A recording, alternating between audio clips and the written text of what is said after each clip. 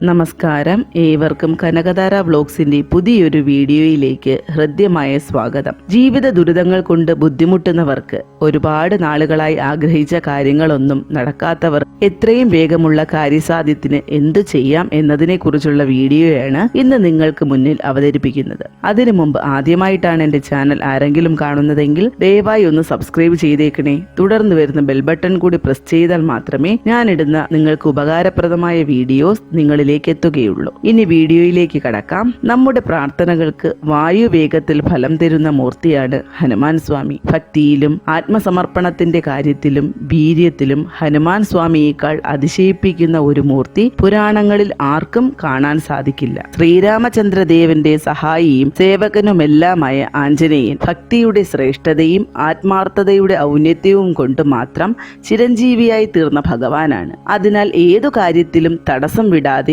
പിന്തുടരുന്നവരാണെങ്കിൽ ഹനുമാൻ സ്വാമിയെ ഭജിച്ചാൽ പ്രതിവിധി ഉണ്ടാകുമെന്നാണ് വിശ്വാസം. ഹനുമാൻ സ്വാമിയെ ആരാധിച്ച് പ്രീതിപ്പെടുത്താൻ ധാരാളം മന്ത്രങ്ങളുണ്ട്. ഈ മന്ത്രം എല്ലാ ദിവസവും മുടങ്ങാതെ രാവിലെ 36 തവണ വീതം ജപിക്കുക. ജപനിഷ്ഠകൾ ഹനുമത് മന്ത്രങ്ങൾക്കെല്ലാം ഒരുപോലെയാണ്. വ്യാഴാഴ്ച ജപം തുടങ്ങുന്നതാകും ഉത്തമം. കാരണം ഹനുമാൻ സ്വാമിയെ അതിവേഗം പ്രീതിപ്പെടുത്താൻ കഴിയുന്ന ദിവസമാണ് ഗുരു കടാക്ഷം കൂടിയുള്ള വ്യാഴം. മന്ത്രജപത്തിന്റെ വിജയം നമ്മുടെ ഹനുമത് ഭക്തിയുടെ ദൃഢതയെയും ഏകാഗ്രതയും ആശ്രയിച്ചാകും.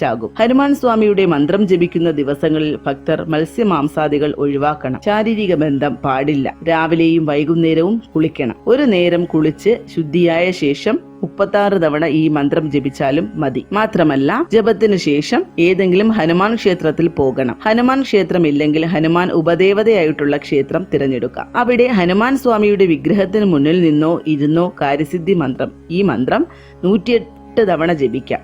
ഇത് 41 ദിവസം തുടരണം. ഈ ജപകാലത്ത് ഏതെങ്കിലും ഒരു വ്യാഴാഴ്ച ആഗ്രഹലബ്ധി അല്ലെങ്കിൽ കാര്യവിജയം നിങ്ങളെ തേടിയെത്തും. അഥവാ ആഗ്രഹം നടന്നില്ലെങ്കിൽ ക്ഷമയോടെ ജപം തുടരുക. തീർച്ചയായും വൈകാതെ ഫലം ലഭിക്കും. ഇതിനൊപ്പം ശനിയാഴ്ച ദിവസം സ്വന്തം വയസ്സിന് തുല്യമായ വെറ്റില മാലയാക്കി ശ്രീരാമ ജപം എന്ന് നിരന്തരം ജപിച്ചുകൊണ്ട് ഹനുമാൻ സ്വാമിക്ക് സമർപ്പിക്കുക. ഇതുകൂടി ചെയ്താൽ അതിവേഗം ഫലം ലഭിക്കും. മന്ത്രം ജപിക്കുന്നതിന് മുമ്പ് ഗണപതി ഭഗവാനെ മനസ്സിൽ സ്മരിക്കുക. അതിനുശേഷം ശ്രീരാമസ്വാമിയെ സ്തുതിക്കുക. ഓം രാം രാമായ നമ എന്ന മന്ത്രം 108 തവണ ജപിക്കുക. അതിനുശേഷം മാത്രമേ ഹനുമാൻ സ്വാമിയുടെ താഴെ പറയുന്ന മന്ത്രം ജപിക്കാൻ പാടുള്ളൂ. ഹനുമാൻ സ്വാമിയുടെ കാര്യസിദ്ധി മന്ത്രം ഇതാണ്: അസാധ്യ സാധക സ്വാമിൻ അസാധ്യ തവ കിംവദ രാമദൂത കൃപാ സിന്ധോ മത്കാര്യം സാധ്യ പ്രഭോ.